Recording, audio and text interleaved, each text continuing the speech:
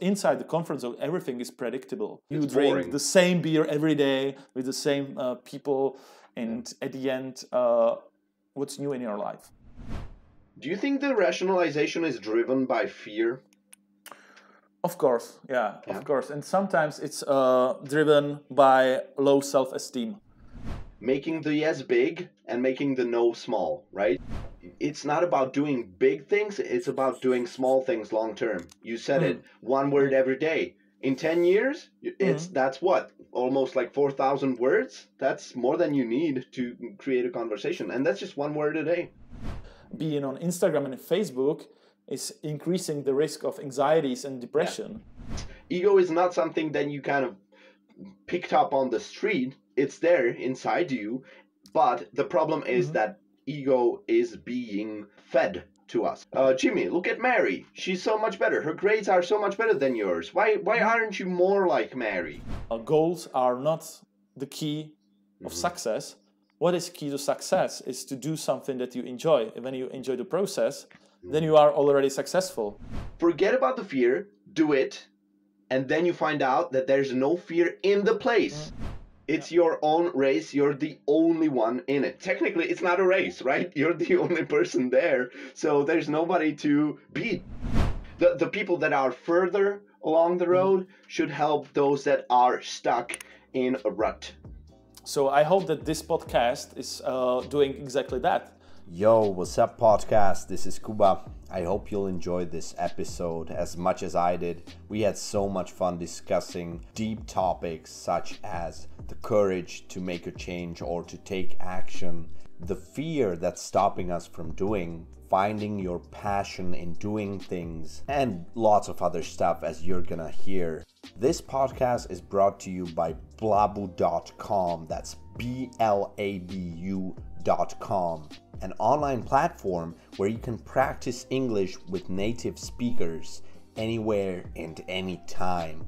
15-minute talks, no schedules, no commitment, no textbook, no problems. And it's also available on your phone. Just pick a tutor you like and focus on the English you want to improve. I've used this platform several times with my students, and I would like to encourage you to try it as well, especially if you want to break the fear of speaking English with native speakers.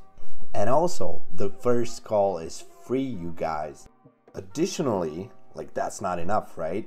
I'll give you 2 different codes. Doesn't matter which one you use, and you can apply these codes to get a 25% bonus on your first purchase. Okay, so one code's Kuba, K-U-B-A, that's me, some of you know me, and the other one is Peter, that's P-E-T-R, no E, okay, P-E-T-R. Alright, so yeah, go ahead and try Blabu today. Alright, let's get into the podcast.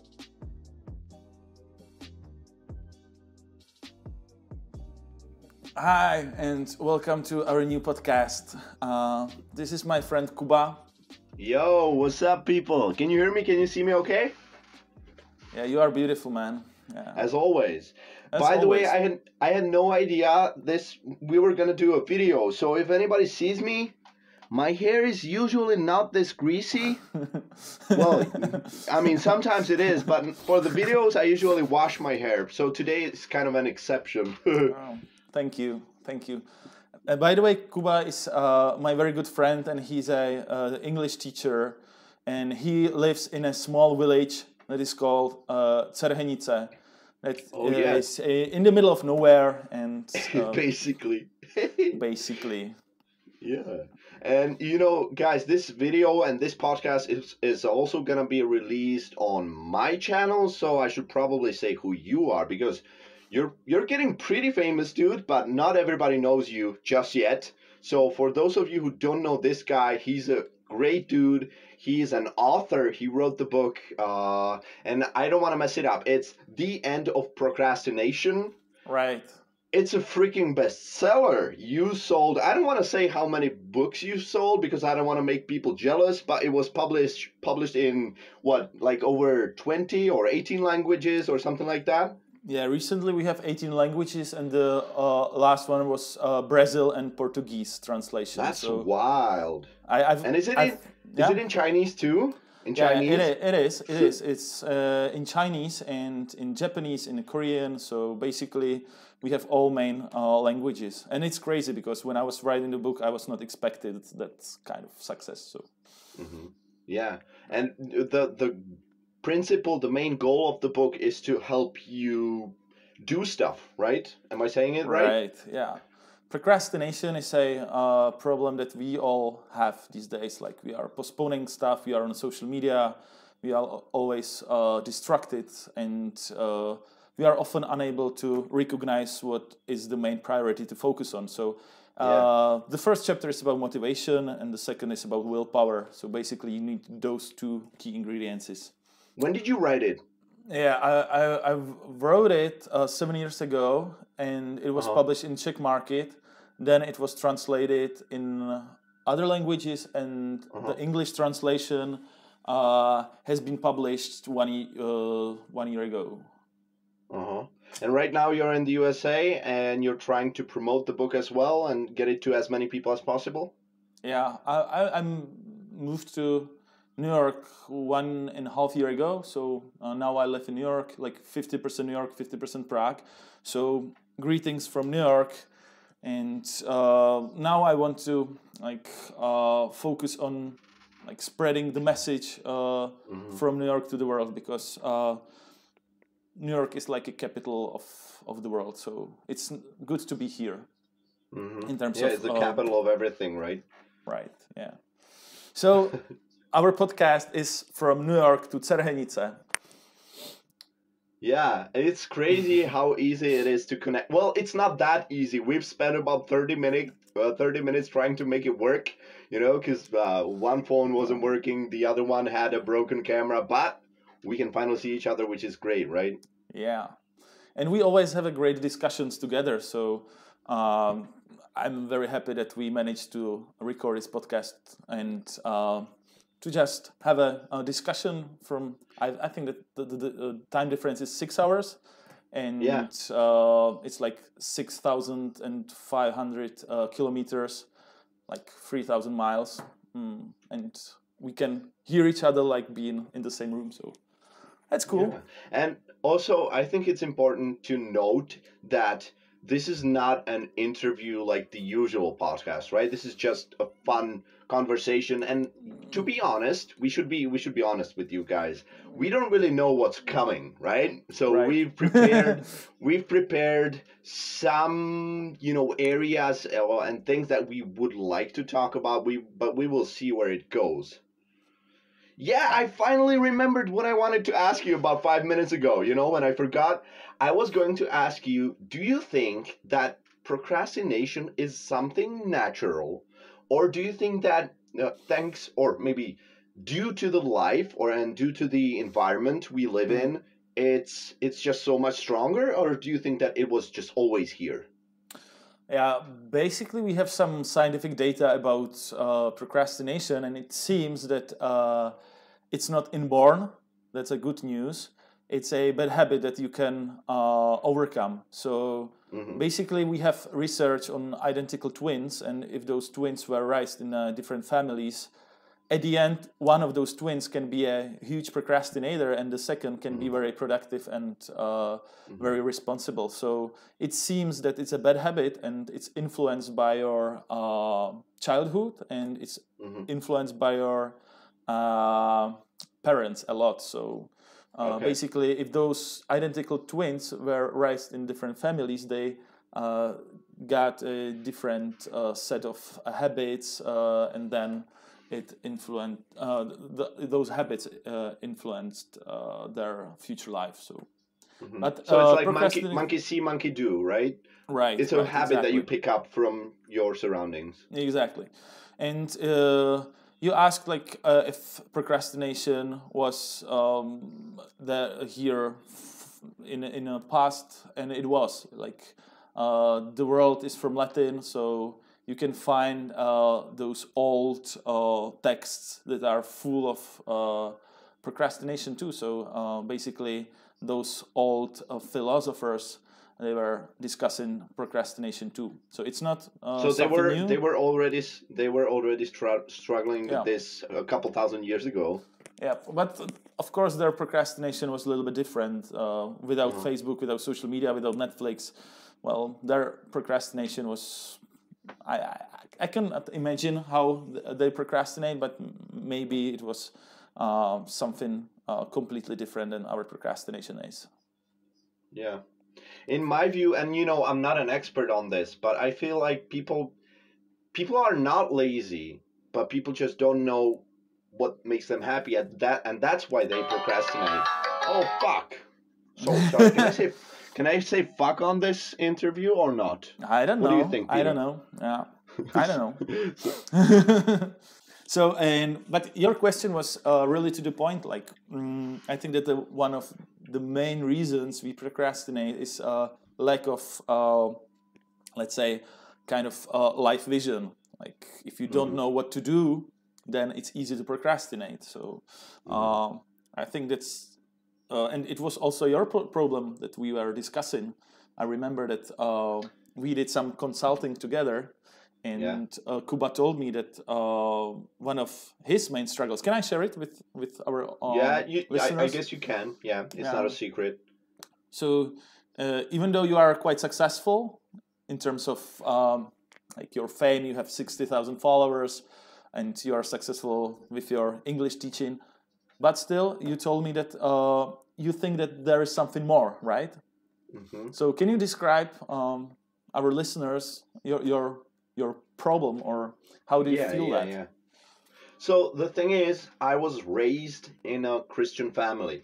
I guess people from all around the world might listen to this, and it's normal in the US to live in a Christian family, but where I come from, about less than 20% of people are Christian, right? In the Czech Republic, or right. Something about I think that we are in top 3 atheist countries in the world, so yeah.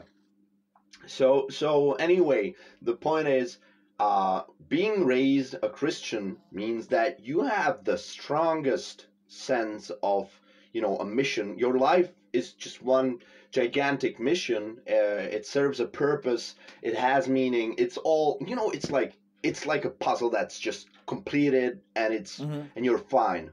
But once if you realize that's not the way you want to go, if you say Christianity is not for me, then it makes you feel kind of empty, because if you see, I don't want to say if you see through it, because I don't want to offend anybody who's Christian, but that's how I felt, right? I realized that it wasn't for me. I saw plenty of things that didn't add up. So I said, this is not for me. But then I was suddenly in a place where I just didn't know, what to do. What's the point of life? So that's why I spent a lot of time thinking about that. And I still haven't figured it out, because it's all about perspective, right? Anything you can say about anything that it's stupid.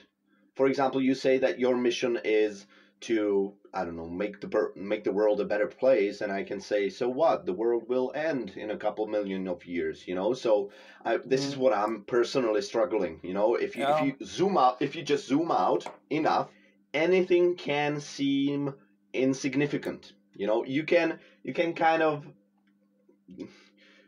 devaluate anything, right? Would you agree? Well, as you said, it depends on perspective. So, if you are in the highest level, nothing has purpose, because probably the universe will end in a very, very far moment. But from our perspective, on Earth in 21st century, you can find a local purpose. So, what I feel is that our brain has been evolved to have some circuits that they are activated when you do something meaningful recently. So it's not about finding purpose in 1-2 million years, but it's about to find purpose now and in our life. So and I'm sorry, you're talking about happiness, aren't you? I'm talking about purpose, and happiness is the outcome when you have something purposeful to do.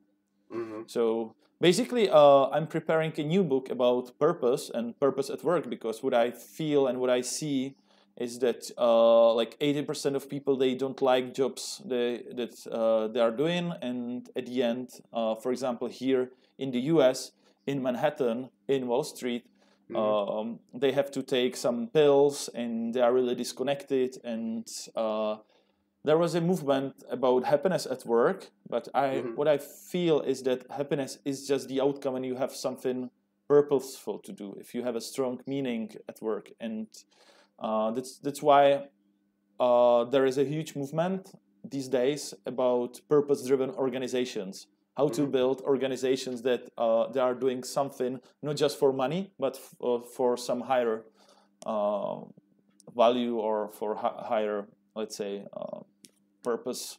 And those companies, if they are trying to change a world a little bit, they are much more successful these days, because they are able to be attractive for smart people. And these days, like customers, if they are doing a choice, they want to spend their money with those purpose-driven organizations. So that will be a future of business, not just focus on money, but focus on some values.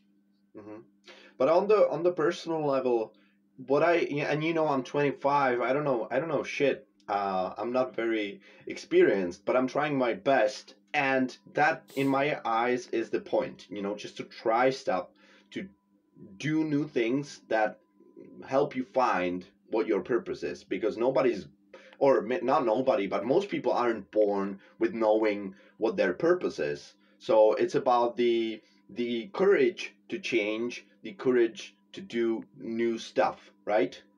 Right. In the beginning, like, you can read those motivational quotes like "follow your dreams" or "follow your passion," but in the beginning, you don't have a dream, you don't have a strong passion. So in the beginning, is as you said, it's about trying new things. It's about have a courage to try new habits. For example, for me, when I was 20 years old, I started my first business, and it was in a very different field, but still it was something. And all my classmates, they were just studying, and I was studying, and I was trying to build a business. So for me, it was very important period of my life, because since then I have a lot of experiences that are very useful to me even these days. So I encourage people to do new things and to travel a lot. Yeah. What about the people that just don't have the courage? I mean, let's say you were 20, okay, and at the age of 20 you were studying. 90, I would say over 90% of the people who study, they are glad that they are studying, because it's like an excuse not to do more stuff. Do you know what I mean? So you started a business. I don't think that too many people have the courage. It's all about the courage. How do you find it? Do you think it has a lot to do with the vision that you have, or? Yeah, that's really a great question, because I think that we have to ask why people don't have courage. What's the reason? And I think that in its core, it can be more reasons. First is that we are often scared, and we often think that we can fail, and we are so scared that we are unable to try. Because we're paralyzed. We are paralyzed, right? Yeah, I would say. Sorry, I just wanted to jump in and say, I thought about it before our talk, because you told me that this is something that you wanted to talk about, and it's, in my eyes, I think it's about eliminating the no's and inflating the yes. So the no's are the fears, and the yeses that's the why, as Simon Sinek would say, right? That's the reason why you do it. In other words, that's the vision. So for me, and there's more things, like there's the, for example, disrupting the system that, you know, prevents you from succeeding. There's maybe family bonds that, you know, we could talk about family for a long time, because I think that family can stop you from doing the things that you want to do. It's maybe one of the top 3 things that stop you from doing what you love, right? So in a nutshell, I just wanted to say that it's about eliminating the no's and inflating and making the yeses bigger. That's how I feel. As it was described in the movie Yes Man. And I think the younger you are, the more important. It's a comedy. Yes Man. Yeah, you haven't seen that? I think I have. Yeah, he has to say yes to everything. Right.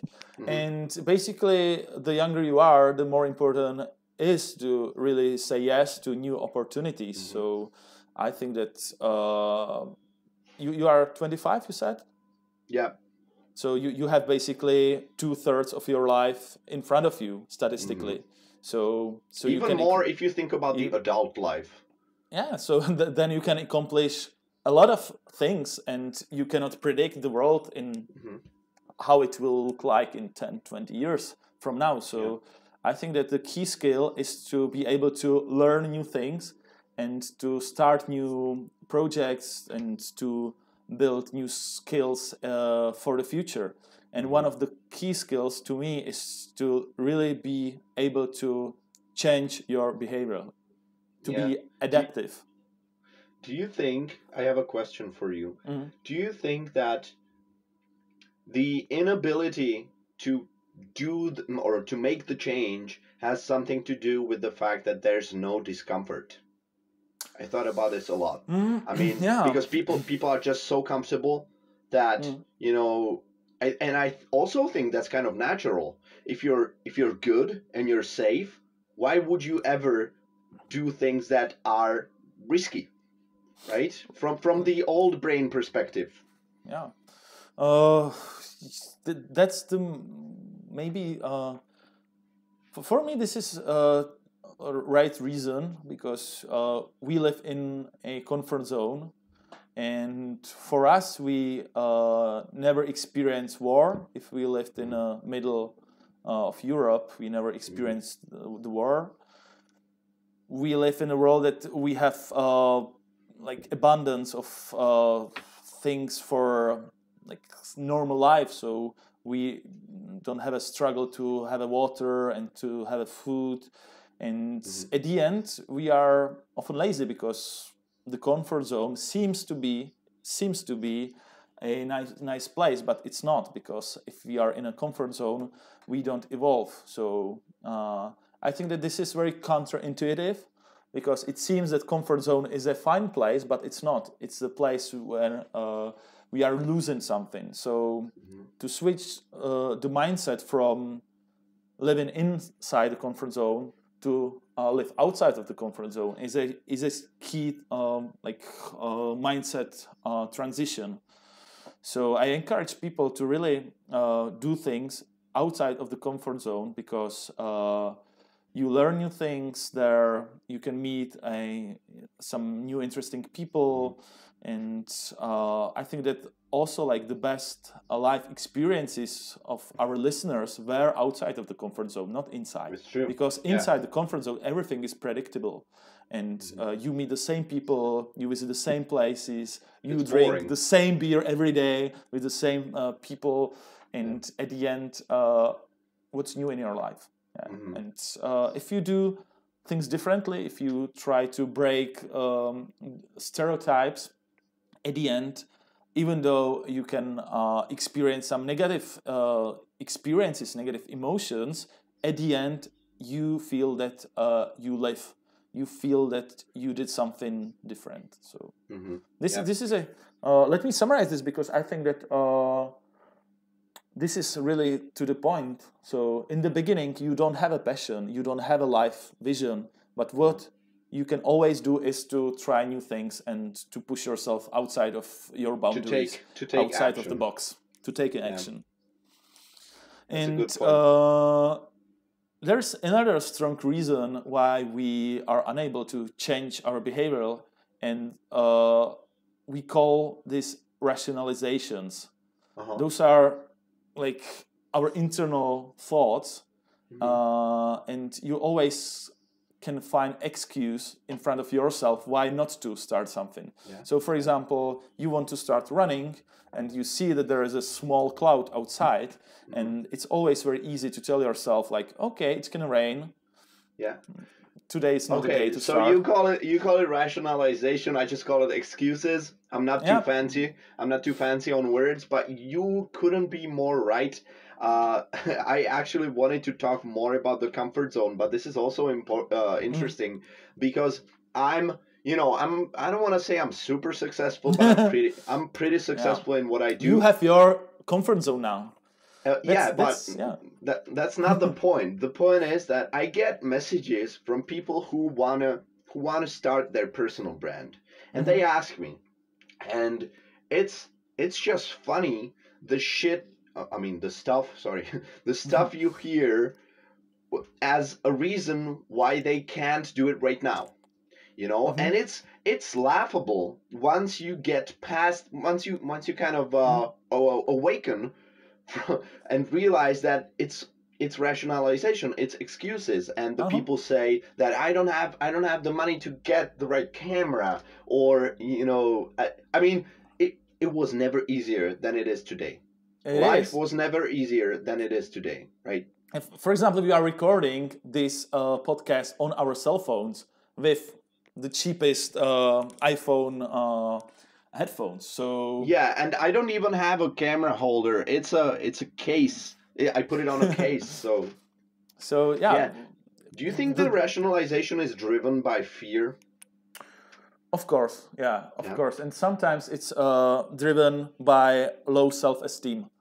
And I think that low self-esteem is part of our fears, because I can compare when I was in Prague, and I was like a little bit successful there, and for me it was easy to do whatever because I already had a kind of personal brand. But when I moved in New York, everything changed a lot, because for me my self-esteem went down for 80% or maybe more, and then to start something new, for example, to record a video in English, was like 10 times more difficult, and I had a fear, and I had what is called imposter syndrome, that I felt that I'm useless, that I have nothing to say, even though in a different language I'm very confident in terms of my work. In English, I felt like, okay, I have struggles to explain my ideas, so maybe I'm not worth to be here. So, and I think that this is very contextual. Like your self-esteem depends on where you are and where you live, and this is a very I think this is a very important idea to discuss even deeper. So what do you think about that? How is your self-esteem? My self-esteem is great. Because, I've been, and this is going to come out wrong, but I've been gifted with, I'm grateful for the person I am and for the gifts that I have been gifted. And one of them is the confidence. I'm just very confident by nature. And also, I've created a story that I have validated over and over and over again. And like, the more you validate something, the more it becomes real. And the same goes with the opposite direction. So I would like to say that there's two kinds of low self-esteem. The one that you described with yourself, I would say is, let me find the right words, based on reality. Because it was real, because you came in New York and you found out, whoa, maybe I'm not the best guy in the world. And it was more practical, and it was more real. So it was kind of like crushing. It was bursting your bubble, right? You found out about the truth. So I don't think that's such a big. It's not even a problem if your head is wired right. But the wrong kind of self-esteem. What I mean is when just people, maybe there was a story put in their head. I don't know, in childhood or Oh, at yeah. school, and the bad kind of self-esteem is when you just believe that you are not good enough as a person. So Right. that's the Yeah. wrong kind of self-esteem, you Yeah, know. because the first one was about some objective reasons, but Yeah, the second one is more about your mindset, and it's more about like negative thinking. it's the filter through which you see the world, Right. and Yeah. yourself, more importantly. Mm. So, and what is the cure for that? The Because cure the cure. for low self-esteem, I would just say try to make humanity a better place through education, in my opinion. Well, Because that's how I think that low self-esteem emerged, yeah. through faulty and wrong thinking. I see a huge difference between Europe and the US in Oh, you terms of do? self-esteem. Because if you have a talk and you ask, do you have any questions? Here in the US, like 10 people are asking, and even though they have nothing to say, that's funny, even though they have nothing to say, they are asking something. In Europe, and especially in Eastern Europe, what I feel that people are maybe shy, maybe they don't have such a huge self-esteem, but at the end, if they ask something, it's always like to the point, and they have much better questions, but they are too shy to ask. So I feel that what is the ideal situation is being somewhere in between Europe and in between states, because I think that we should have higher self-esteem, but not being blind with the fact that you are the best in the world, and Yeah. being just in the middle. I wanted to add one thing, because you asked me for the cure. I don't know what the cure is. As I said, I'm too young for giving advice. But what I think is great is just to do, and just doing makes yourself, it improves your self-esteem because you evolve, Yeah. and by evolving, okay, so it's a circle. It all comes down to the same thing: making Yeah. the yes big and making the no small, right? So the no is the self-esteem that's telling you you're not good enough. But if you just want it bad enough, you do it, and by doing it, it's like a habit. You create a new habit which helps you, eliminate that. In my Yeah. opinion. So I think that a great example is learning English. Yeah. So the best way how to learn a good English is to really speak, and not to procrastinate it, because the only way how you can improve in the long term is to be inside English conversations, Yeah. not Yeah, to and just that's stepping out of the comfort zone. yeah, because a lot of And people they are yeah. watching Netflix, they are watching movies with subtitles. They understand like 90% of English, but at the end, when they are like pushed in a situation that they have to speak, they are like stuck. So for me, 10 months in the US, what was the best experience to me was that I had to speak English every day. And after, let's say, 3, 4, 5 months, I just forgot to think about that. Yeah. So that's the only way to do things, and in the long term, gradually, it's getting better and better. Every day you learn a new word, or you somehow notice how to pronounce things in a better way, to have a better accent, and yeah, English is a Yeah. good example of building self-esteem, because what I feel is people, they have higher skills, but their self-esteem is somewhere there, and the only way how to make it like this is, as you said, to do those things on a regular basis. Yeah, you're right.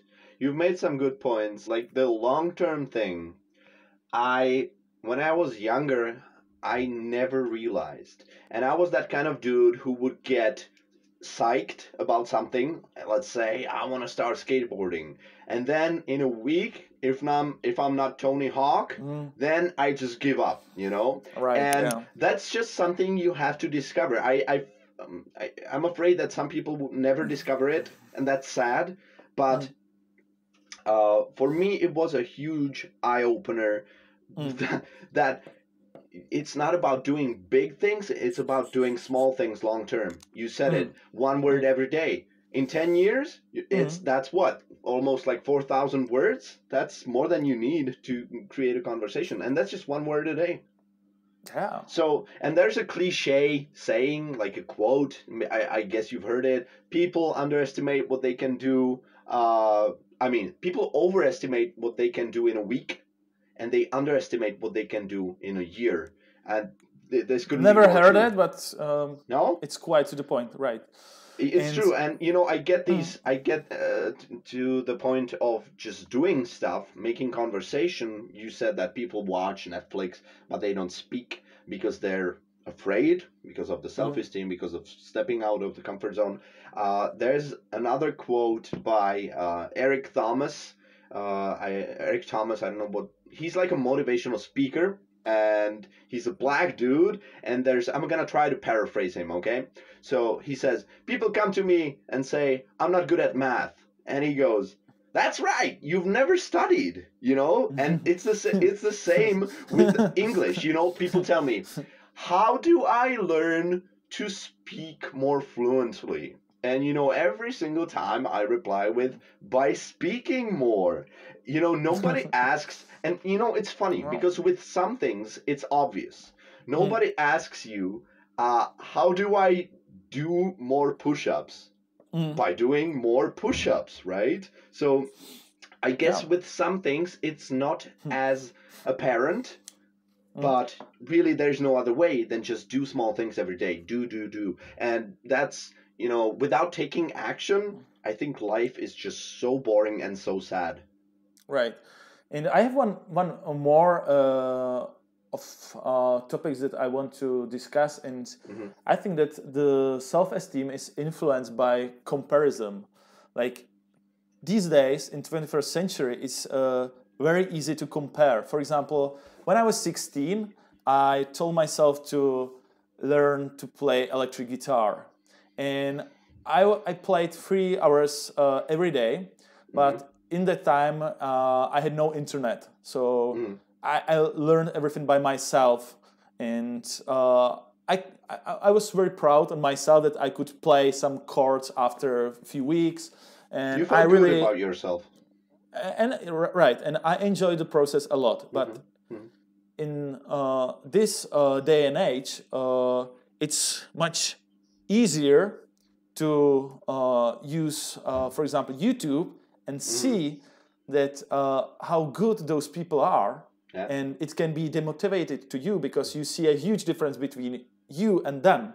So I think that in the beginning, it's very important not to compare, because if you compare, you can decrease your motivation, and comparison is maybe one of the main problems why social media really undermine our mood, and there is a lot of research on that being on Instagram and Facebook is increasing the risk of anxieties and depression.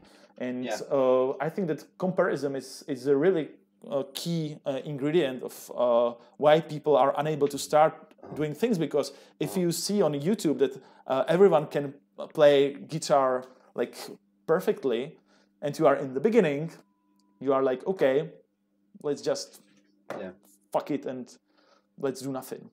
Oh, you said fuck too. Now I feel better. 1-1. Yeah, so there's this book by Ryan Holiday. Some people don't like him. Do you know him? No, I don't think so. He's a cool guy, and one of his books is called Ego is the Enemy. And well, I actually haven't. It seems valid. It seems valid. I haven't read this one, to be fair, but he wrote another book, and he talks about ego in that book too.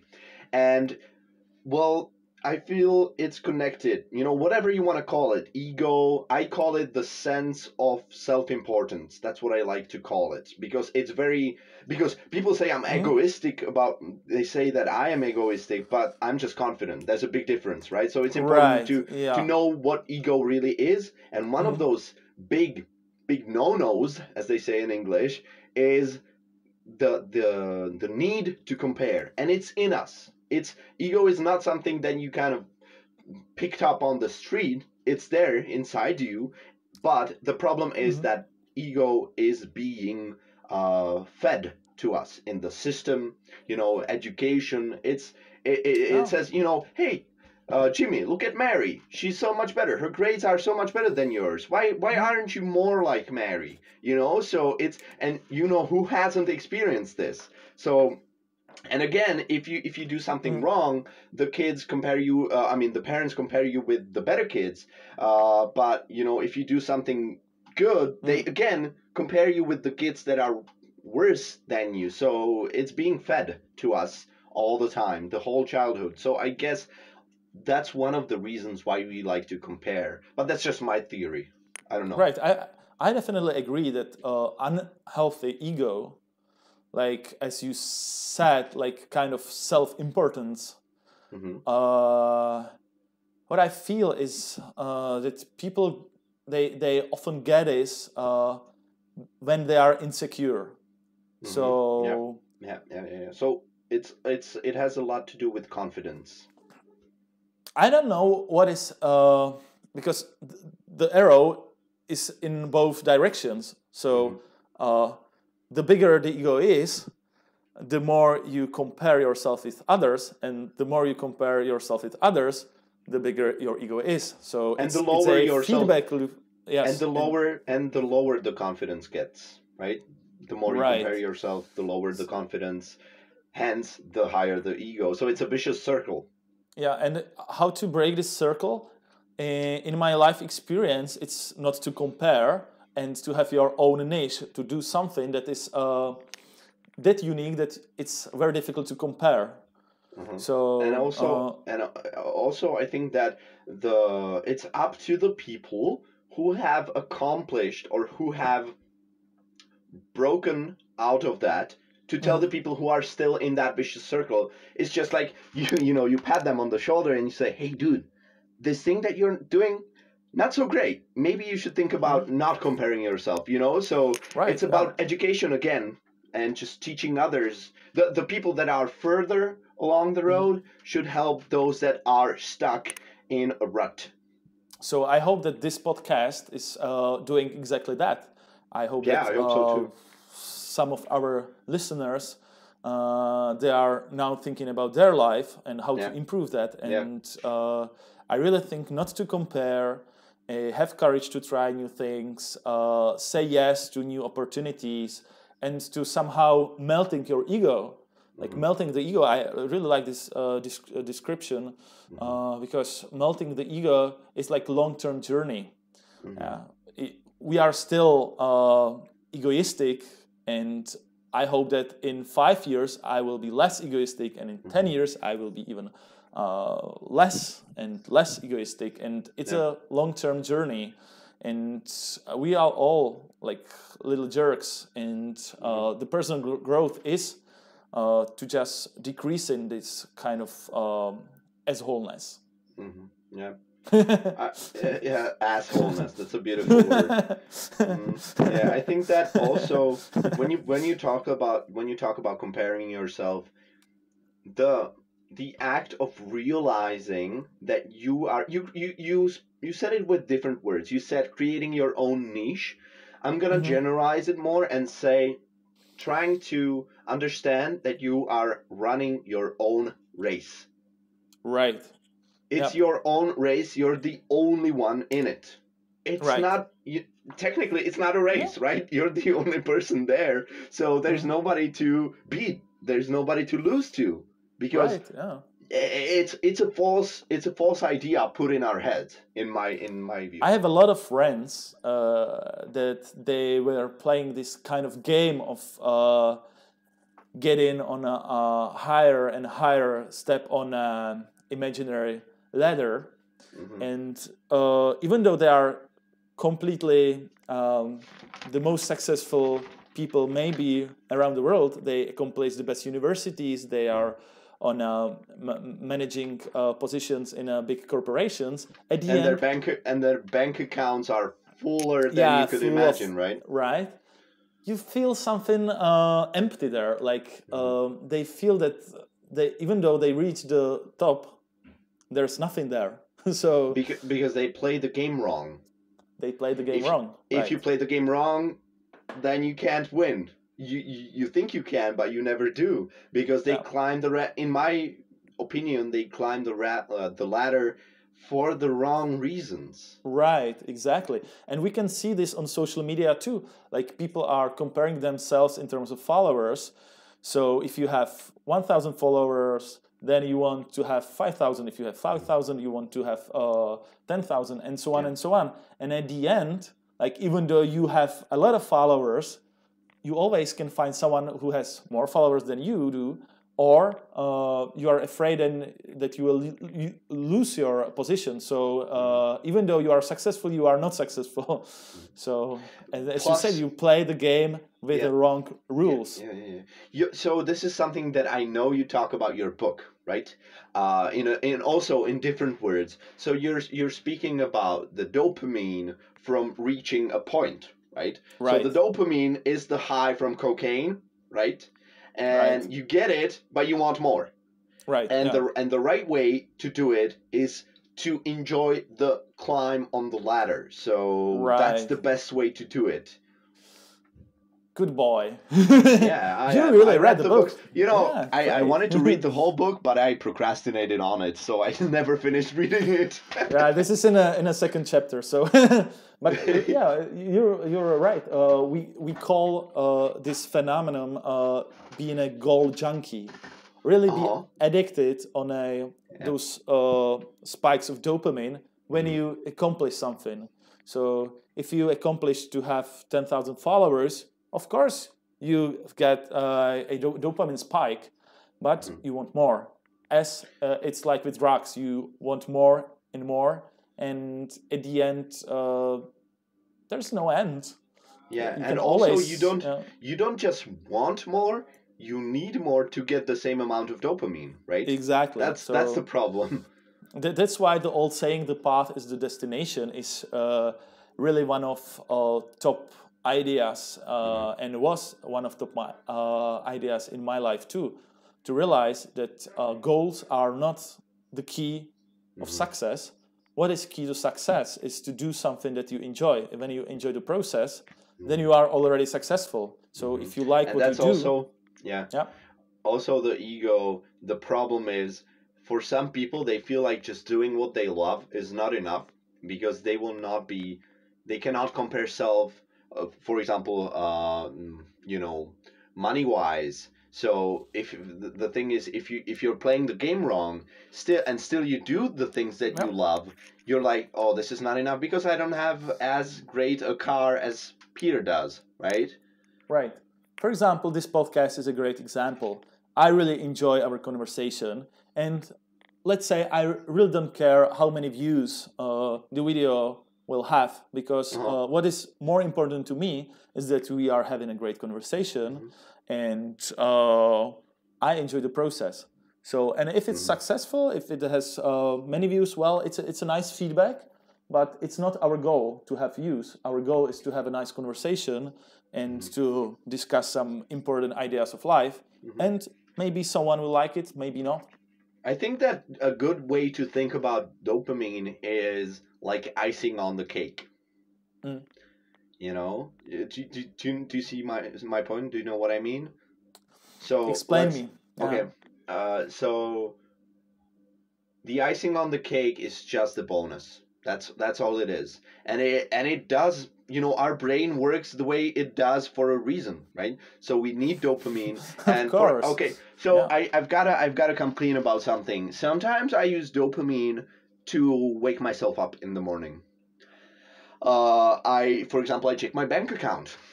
if I And if it's I rec- empty. if I no, Wow, the a lot of thing, dopamine. I'm like, oh, I've sold this many online courses, and the spike, Mhm. it creates dopamine in your brain. It helps me get up. So maybe it's not the right way. I know this. It's not the right way to wake up. Probably, all these mentors say that you should meditate, you should journal, you should walk in the nature. And I check my bank account. So I'm not perfect, but I realize the shallowness. It's shallow. Okay, It's not but enough. I actually like one science fact. Hmm. Try to guess what is the real reason why we have that kind of dopamine system in our brain. What is the main reason?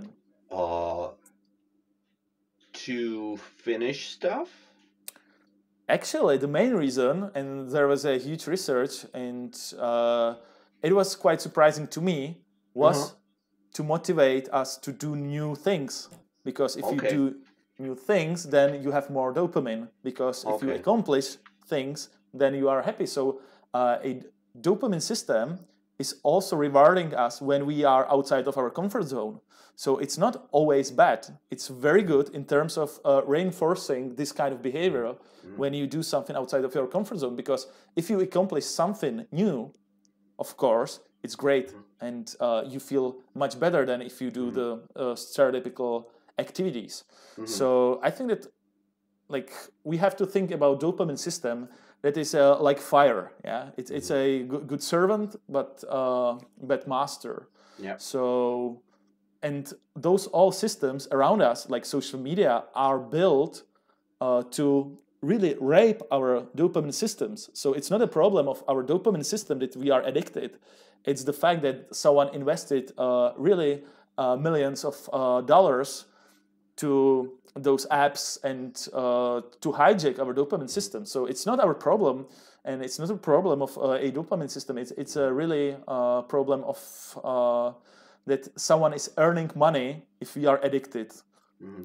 on social media, on Netflix, on drugs, or on whatever. Yeah. The business techniques have evolved, and they have mutated, right? It's a completely new game, and we just need to work with it and get used to it Right. and be smart about it.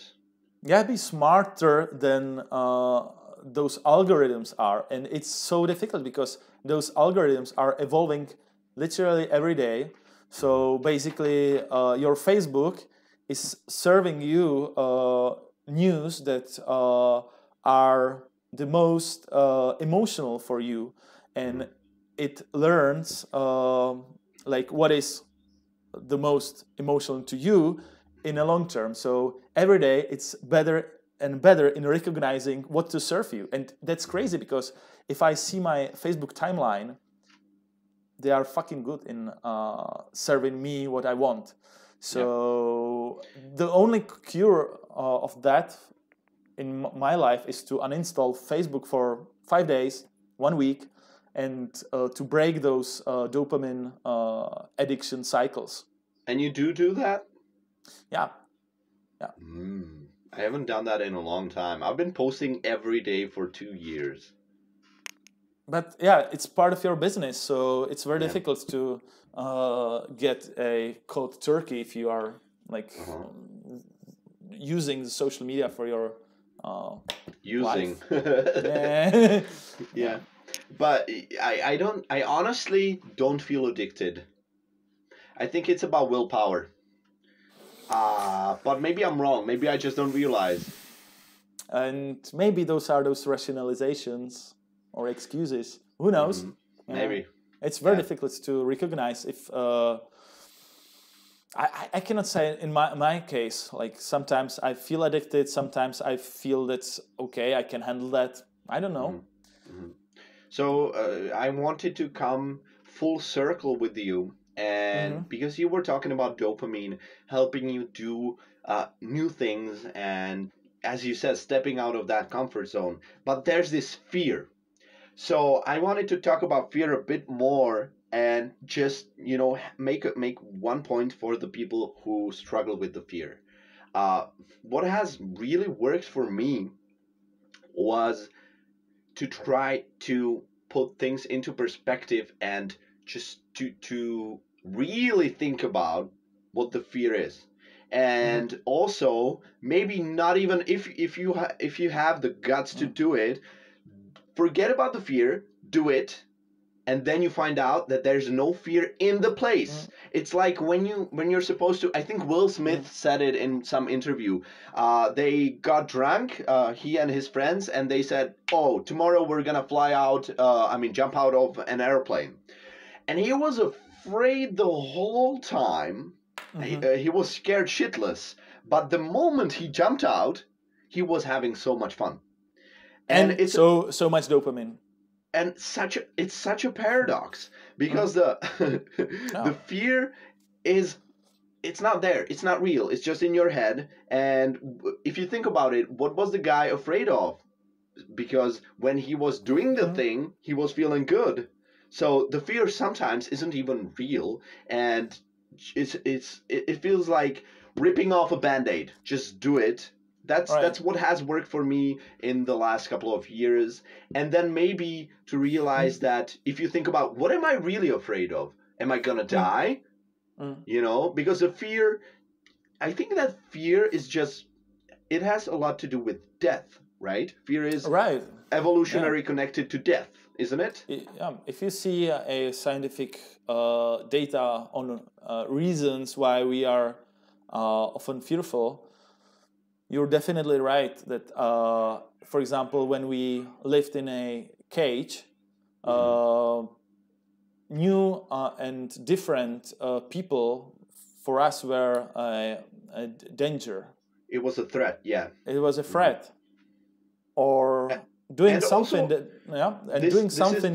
can expel you from the group. This is my favorite. Also, I was going to say that, yeah. The banishment. What was also like threat in your life in a very important manner. But these days, those things are not that dangerous, but we still have those brain circles. So, for example, to speak up in front of 100 people, for many people is a real pain. But why we have such a fear? Because of evolution. So we have to understand that the brain was evolved in very different environment, and we have to understand irrationality of those circuits. And for me, this helps me to really step out and do things, because I think, okay, I have a fear, but my fear is very irrational, so just ignore it. Yeah, I think that, as you said, understanding the fear is the key to working with it. And it's so, to me, again, it's laughable, because I feel like I've overcome the hurdle, I've overcome the obstacle. But I can see so many people, let's say, being scared shitless of embarrassment.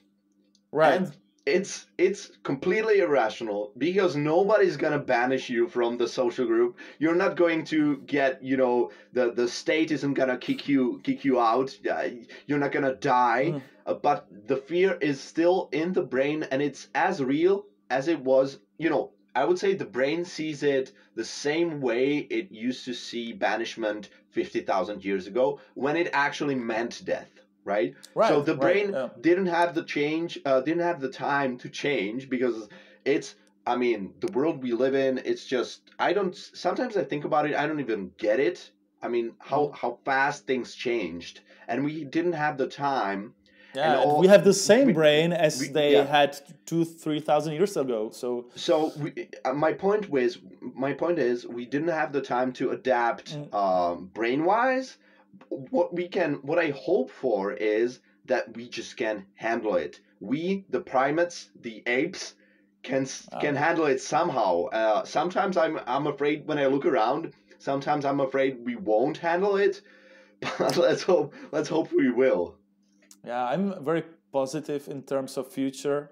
Yeah, you are. But we have to do something for that, and I think that we should start in families, at schools, to really change the thing how we learn new things, and we should encourage kids and young people to live those values that we described, like to have a courage, to say yes, to not to compare, to understand that even though you are the most successful, it doesn't mean that you are the happiest guy in the room, and so on. So I think that we should have a subject at schools about personal development, like really evidence-based, scientific approach, how to build a strong personality, how to be able to work on yourself during your whole life, because that's the only way how to survive. So I'm optimistic, but we should do a major changes in our educational system.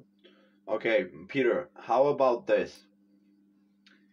We'll call again next week, and this is something that we could talk about, because education, don't even get me started on this, because I teach and I can see all kinds of things that are wrong with the system, but that's another topic, that's another talk. So I gotta come clean. I am going out in a couple of minutes, and I'm gonna go drinking. So Okay. I'm gonna have some beers with the family. As usual. As usual, yeah. And I would like just to wrap things up. So most importantly, I want to thank you for all of your insights, because I think you have a lot to say. For all of my listeners, if you're not following Peter on the internets, you should. His name is Petr Ludwig with a W, right? Ludwig. Petrludwig. You gotta spell it for the Americans, right? Petrludwig. Good. So yeah, is there anything that you'd like to say, Peter?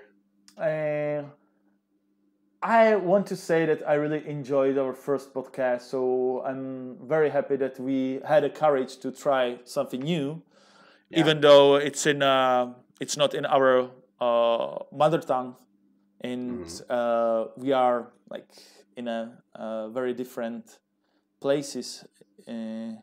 And thank you so much for this discussion, because it was also interesting to me to summarize those key ideas, how to live better life. So I just realized now that we haven't talked about the haters.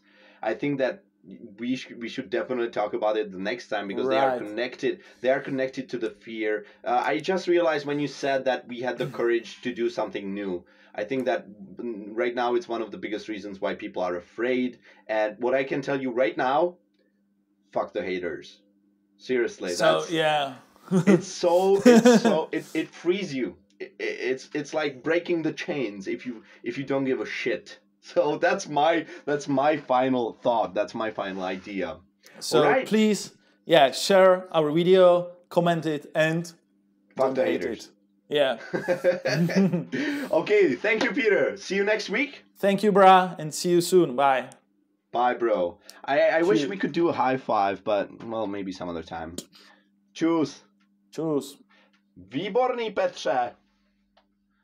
Já myslím, že super, akorát